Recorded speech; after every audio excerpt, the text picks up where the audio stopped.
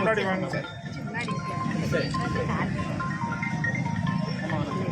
உட்காந்தீங்கன்னா ரெண்டு வார்த்தை பேசுவாங்க. உட்காருங்க, உட்காருங்க. அன்பு உடன்பிறப்புகளே, உங்கள் அத்தனை பேருக்கும் என்னுடைய வணக்கத்தை, நன்றியை தெரிவித்துக் கொள்கிறேன். மிகச்சிறப்பான ஒரு வரவேற்பை எங்களுக்கு நீங்கள் தந்திருக்கிறீர்கள். அதே நேரத்திலே நம்முடைய முதலமைச்சர் அவர்கள் ஆட்சி பொறுப்பேற்றுக் கொண்ட பிறகு ஒன்றிய அரசாங்கம் பாஜக அரசாங்கத்தால் எத்தனையோ பிரச்சனைகள் தொடர்ந்து தமிழ்நாட்டிலே உருவாக்கப்பட்டு அதையெல்லாம் எதிர்கொண்டுதான் இந்த ஆட்சியை இவ்வளவு சிறப்பாக நம்முடைய முதலமைச்சர் அவர்கள் நடத்தி கொண்டிருக்கிறார்கள். ஒன்றியத்தில் இருக்கக்கூடிய பாஜக தமிழ்நாட்டுக்கு கொடுக்க வேண்டிய நிதியே கொடுக்கறது இல்லை.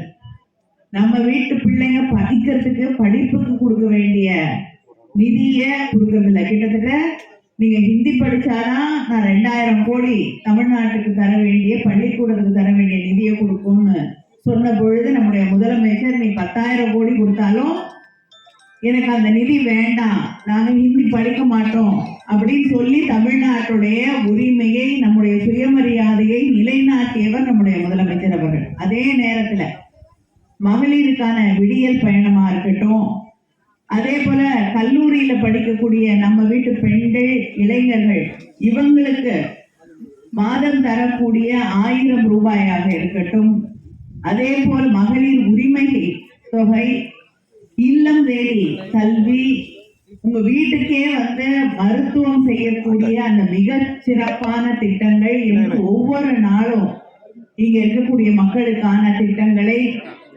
ஒன்றிய அரசாங்கம் தமிழ்நாட்டின் உரிமைகளை பறித்தால் கூட நான் தமிழ்நாட்டு மக்களை பாதுகாப்பேன் என்று சொல்லக்கூடிய வகையிலே ஒரு சிறப்பான ஆட்சியை நடத்தி கொண்டிருக்கிறார்கள்.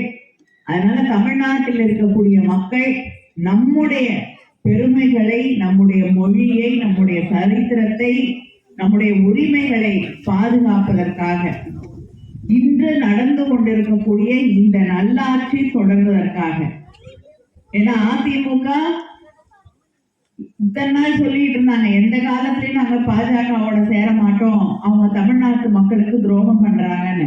ஆனா தேர்தல் வந்த உடனே கூப்பிட்டு மிரட்டின உடனே பயந்துட்டாங்க.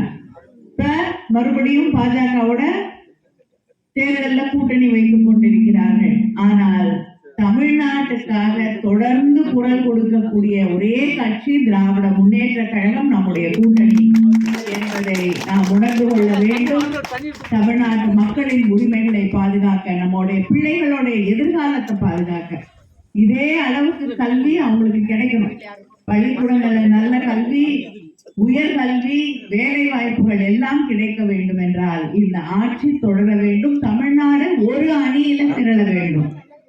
அதனால உங்களுடைய குரலை நம்முடைய முதலமைச்சருக்கு ஆதரவாக, உங்களுடைய உறுதியை வெளிப்படுத்தக்கூடிய வகையிலே இந்த ஓரணியில் தமிழ்நாடு என்ற இந்த திட்டத்தை நம்முடைய முதலமைச்சர் அவர்கள் தந்திருக்கிறார்கள். நீங்க எல்லாரும் உங்களுடைய உறுப்பினர் சேர்க்கையில, இந்த உறுப்பினர் சேர்க்கையில நீங்களும் ஒரு அங்கமாக சேர வேண்டும். தமிழ்நாடு ஒருமித்த கருத்தோடு, உறுதியோடு இருக்கிறது என்பதை நாம் இந்த ஓரணியில் தமிழ்நாட்டின் வழியாக அவர்களுக்கு எடுத்து சொல்ல வேண்டும் என்று உங்களை எல்லாம் வேண்டி கேட்டுக்கொள்கிறேன். உங்களை எல்லாம் சந்தித்ததுல மற்றற்ற மகிழ்ச்சி. நன்றி, வணக்கம்.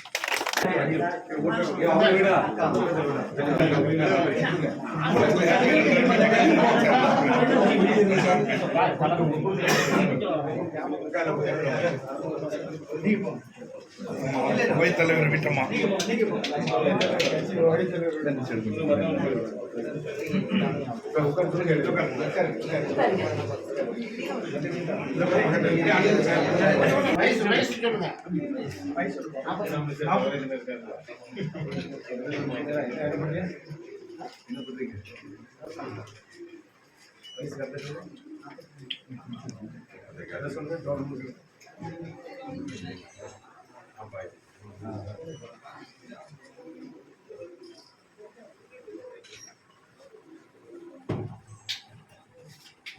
இது ஓட்டிட்டு பாருங்க.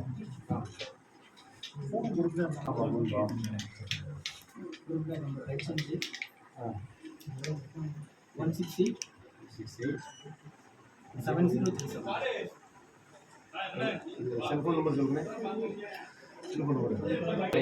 உரிமை தொகையை பெற்றிடவும் விவசாயிகள், மீனவர்கள், நெசவாளர்கள் உள்ளிட்ட அனைத்து தரப்பினரும் நலன் காக்கப்படும் நலத்திட்டங்களை நாம் தொடர்ந்து பெற்றிட வேண்டுமா?